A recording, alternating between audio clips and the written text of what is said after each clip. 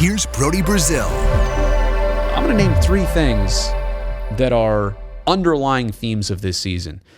Number one is the team does actually miss a lot of shots per game.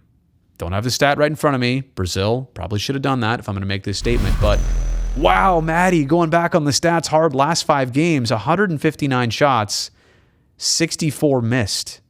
Wow. 42%. Maddie, thank you for... I might just edit this in later. I think I will do that. They have a lot of games where you look at their shots on goal, fine. You look at the amount of attempts they had blocked, fine. But the amount of missed shots that weren't even aimed at the 4x6, it does feel like there's usually a significant amount after games. Now, you put those on net, there are more chances, there are more work for the goalies, there are more rebound chances, it's just more opportunities. So that's one of them.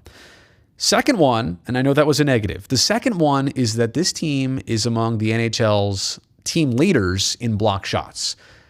Mario Ferraro is the number one shot blocker in the NHL.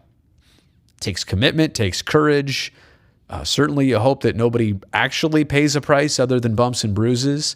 But that on the positive side. Now, some people are in the school of thought that you don't want to be blocking a bunch of shots. You want your goalies to be seeing those shots. But I'm here to say, as of late, when there's really been a surge of shot blocks for the Sharks, they've been getting wins. Their goalies have been posting, good stats, goals against, and save percentage. So the chemistry on this team with their goalies does seem to work okay when they're blocking shots. So that's another one that's not obvious. It's kind of an underlying theme.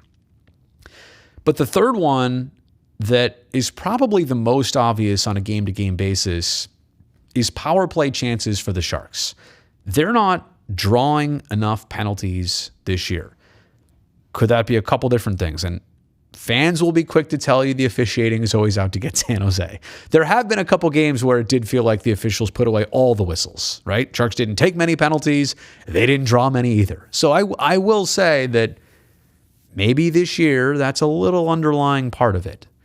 But I would also say that puck possession is part of that. The Sharks, in a lot of games where they're, look at tonight, on the power play twice. Is that enough? Shouldn't it be at least 3 times, maybe a fourth? There have been a couple games this year, I think 3 or 4 games where they didn't even have a single power play. Now, we can talk about power play effectiveness and conversion rate and 88 and 65 on the same power play unit or not. Those are all great, deep conversations, but at the same token, you got to do things that get you on the power play. And when you're playing a difficult game for the opponent, you're drawing penalties. You're making them take penalties. Trips, hooks, slashes, whatever, cross-check, holding the stick. So I think that's, as much as I named the other two, shot blocking has worked out.